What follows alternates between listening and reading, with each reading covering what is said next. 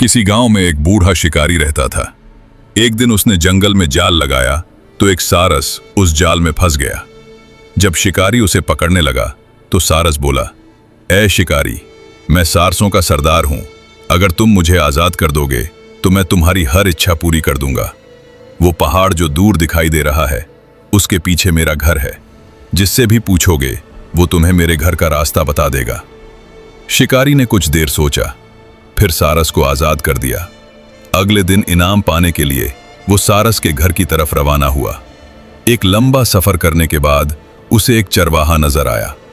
शिकारी ने चरवाहे से कहा, सारस ने मुझे इनाम देने का वादा किया है, मगर मुझे समझ नहीं आ रही कि मैं उससे क्या मांगू।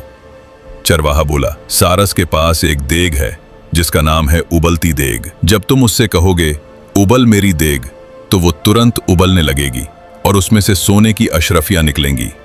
शिकारी ने चरवाहे का शुक्रिया अदा किया और सारस के घर की राह ली। कुछ देर बाद वो सारस के घर पहुंचा और अदब से सलाम किया।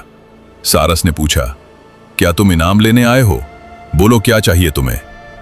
शिकारी ने कहा, मैंने सुना है कि तुम्हारे पास एक उबलती देग है, मुझे वहीं दे दो। सारस कुछ देर सोच में पड़ा, फिर वो जादुई देग उसे दे दी। शिकारी खुशी खुशी देग लेकर वापस रवाना हुआ। चलते चलते वो अपने एक पुराने दोस्त के गांव से गुजरा तो सोचा क्यों ना थोड़ी देर उसके घर जाकर आराम कर लूं। ये सोचकर वो दोस्त के घर चला गया। खाना खाने के बाद उसने अपने दोस्त से कहा, मैं थक गया हूं, थोड़ी देर सोना चाहता हूं। तुम मेरी देग का ख्याल रखना, लेकिन खबरदार कहीं तुम उबल मेरी देग ना कह देना। ये कहकर वो सोने चला गया। शिकारी जब सो गया तो देग को देखकर उसके दोस्त को हैरत हुई। उसने देख कहा, उबल मेरी देग। फौरन देग उबलने लगी और उसमें से सोने की अशरफियां गिरने लगी। दोस्त हैरान रह गया। उसने तुरंत वो जादुई देग छिपा दी और उसकी जगह वैसी ही एक साधारण देग रख दी।